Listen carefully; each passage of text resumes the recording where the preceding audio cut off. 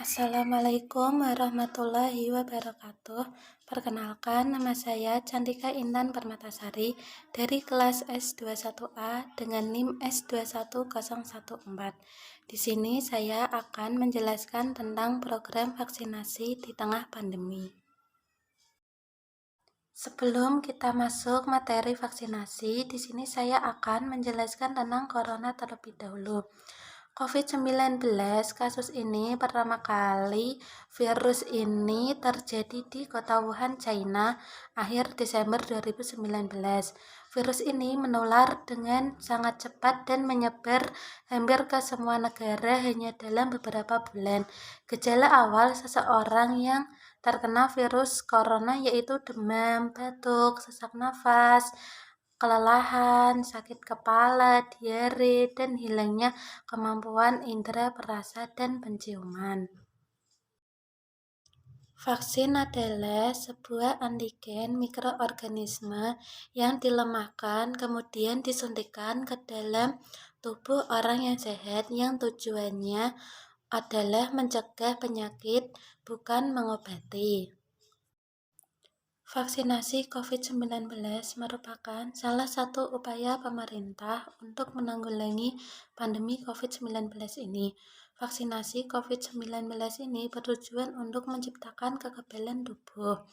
Dengan adanya vaksin COVID-19 diharapkan bisa menjadi solusi untuk menyudahi pandemi ini. Vaksinasi dilihat dari sila kedua dan sila kelima. Sila kedua Pancasila yang berbunyi kemanusiaan yang adil dan beradab, dan sila kelima yang berbunyi keadilan sosial bagi seluruh rakyat Indonesia. Di sini vaksinasi harus diberikan secara merata dan secara gratis untuk seluruh lapisan masyarakat. Pemberian vaksinasi ini diberikan kepada semua masyarakat tanpa adanya paksaan. Pemerintah harusnya bersikap adil dalam memberikan vaksinasi tersebut, tanpa membeda-bedakan masyarakat satu dengan lainnya. Pemerintah semoga bisa membujuk seluruh masyarakat untuk melakukan vaksinasi agar dirinya terlindungi dari virus COVID-19. Akan tetapi, adanya vaksinasi masih menjadi pro dan kontra. Vaksinasi terdapat kelebihan dan kekurangan. Kelebihan dari vaksinasi adalah untuk meningkatkan kekebalan tubuh kita. Dan kekurangannya adalah efek samping setelah kita melakukan vaksinasi, yaitu biasanya demam, nyeri otot, nyeri pada lengan di tempat suntikan, dan kelelahan. Nah, selanjutnya sekarang kita bahas pro vaksinasi di kalangan masyarakat. Yang pertama, meningkatkan daya tahan tubuh.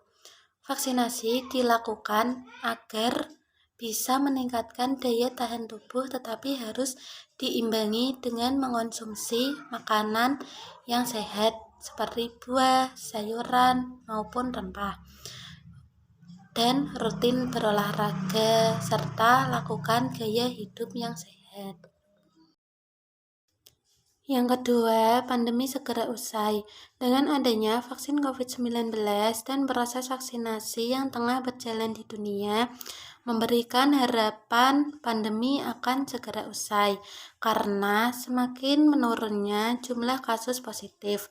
Dengan adanya protokol kesehatan 5M, mencuci tangan, memakai masker, menjaga jarak, menjauhi kerumunan, dan mengurangi mobilitas, diharapkan bisa menjadi solusi untuk menyudahi pandemi ini. Yang ketiga yaitu syarat sertifikat vaksin. Diberlakukannya sertifikat vaksin sebagai salah satu syarat akses pelayanan publik, misalnya seperti mal, dan menjadi syarat masuk tempat umum. Kebijakan ini bertujuan untuk kepentingan publik. Sekarang kita masuk ke yang kontra vaksinasi di kalangan masyarakat yang pertama yaitu efek samping vaksin. Vaksin COVID-19 banyak menimbulkan berbagai macam efek samping yaitu antara lain demam tinggi, sakit kepala atau nyeri otot, nyeri sendi, menggigil, dan rasa lelah. Sebab itu masyarakat masih enggan untuk melakukan vaksin. Yang kedua yaitu korupsi dana COVID. Tidak terlepas dari seringnya oknum-oknum dari pihak pemerintah baik pusat maupun pemerintahan daerah yang melakukan korupsi. Sejauh ini dilansir dari beberapa artikel terpercaya di internet, sudah terdapat lebih dari 3 kasus korupsi yang terjadi di Indonesia, mulai dari pengadaan bansos hingga dana pengadaan vaksin di Indonesia. Yang ketiga, pemalsuan sertifikat vaksin. Sertifikat vaksinasi COVID-19 memuat data pribadi seperti nama, NIK, tanggal lahir, hingga tanggal vaksinasi. Modusnya, pelaku menggunakan data orang lain yang sudah melakukan vaksinasi. Pemalsuan sertifikat vaksinasi merupakan perbuatan pidana yang diancam dengan sanksi penjara. Demikian penjelasan dari saya, kurang lebihnya saya mohon maaf. Wassalamualaikum warahmatullahi wabarakatuh.